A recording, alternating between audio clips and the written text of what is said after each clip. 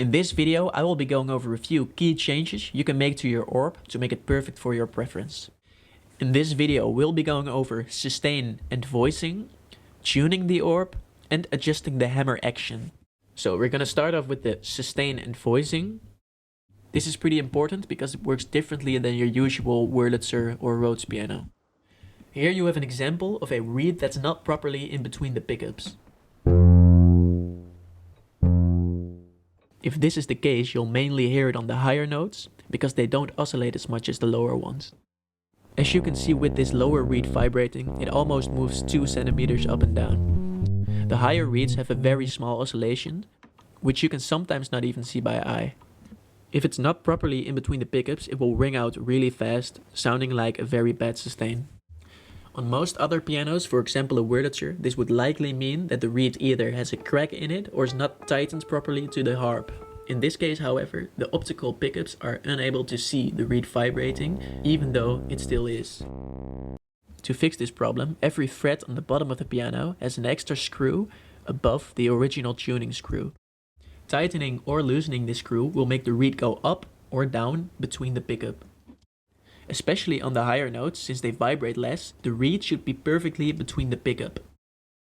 When making big adjustments to the position of the reed, make sure to slightly loosen the tuning screw.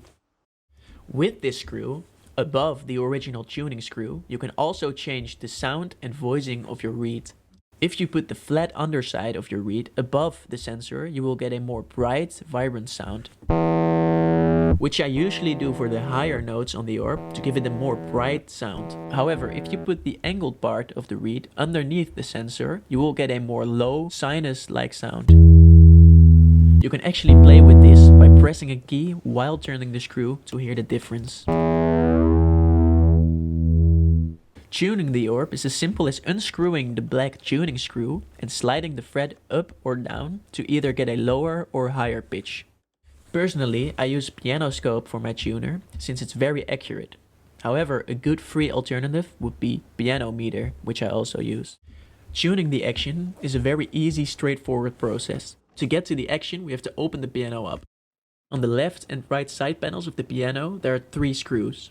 In this case, we'll only need the ones on the front. If you unscrew these 2 screws, you can easily open the piano up thanks to the hinges on the back. The front guide rail for the white keys will also come out as you open it up. Now you have access to all the components inside of the piano. As you can see, every part has an individual screw. If you tighten these screws, the hammer will have a shorter range of motion. And if you loosen them, the hammer will have a longer range. This will make it that you either have to press the key harder to get a note or softer. Ideally, the hammer should fall back to its original position just before hitting the reed for an expressive feel. However, this can be tuned to your liking. After tuning the action, it's important to assemble the piano correctly. First, put the guide rail for the white keys back on. Slowly close the piano up while holding the guide rail so it doesn't fall off.